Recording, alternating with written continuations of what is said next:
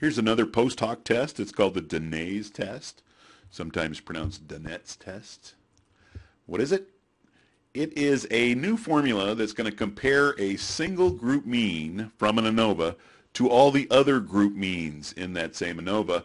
Normally, it is used to compare the control group mean to the experimental group means, and it is going to be a new test statistic, and every time we have a new test statistic, we have a new critical value table that we have to look up from the book.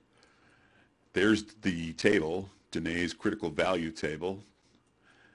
And again, there's going to be a new formula. So there's the formula. The D stands for difference. Sub Dinet equals T times the rest of that mess. A good mnemonic trick to remember the Dinet test is it ends in two T's, and it acts like a t-test by comparing two groups. So we're going to do a quickie example on how to find the correct T sub Dinet from the table. What we need to figure that out is we need to know how many groups there are. We need to know how many degrees of freedom from the within group from the ANOVA source table, and we need to set our alpha.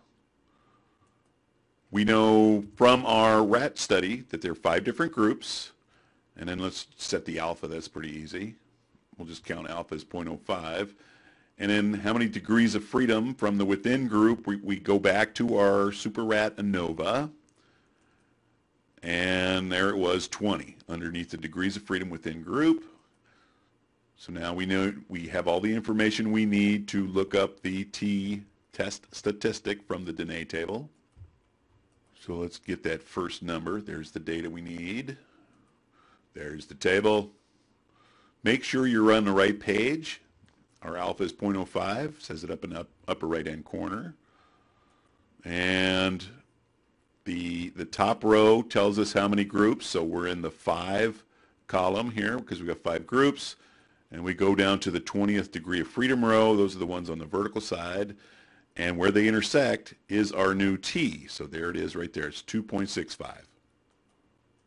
So let's plug and chug.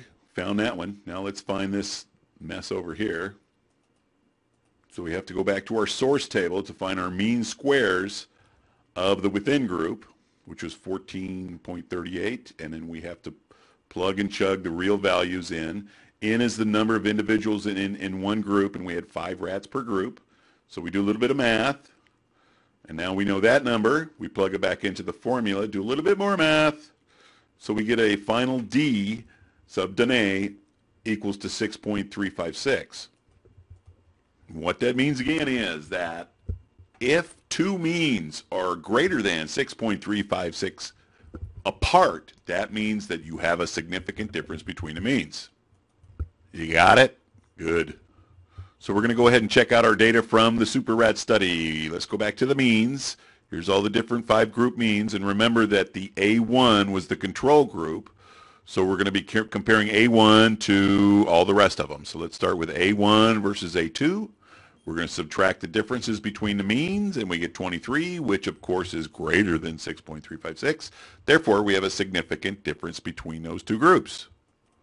And we're just going to go ahead and finish all the rest of them. So here's A1 versus A3, A1 versus A4, etc., etc. And we're just taking the absolute value of the difference between the means. And as you can see, the differences are all greater than the Dinet's difference. Therefore, they're all significant. So in a nutshell, we have just discovered that all treatment group means are significantly different than the control group mean. And that is all. MGZ out.